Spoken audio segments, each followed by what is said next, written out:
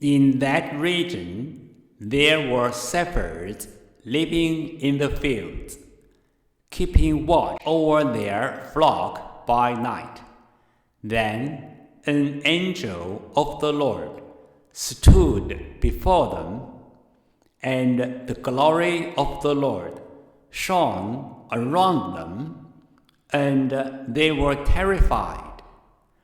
But the angel said to them, "Do not be afraid, for see, I am bringing you good news of great joy for all the people. To you is born this day in the city of David a Savior, who is the Messiah, the Lord.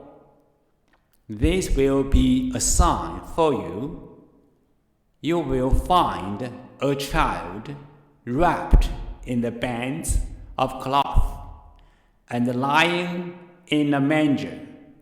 And suddenly there was with the angel a multitude of the heavenly host, praising God and saying, "Glory to God in the highest heaven, and on earth, among those whom he favors."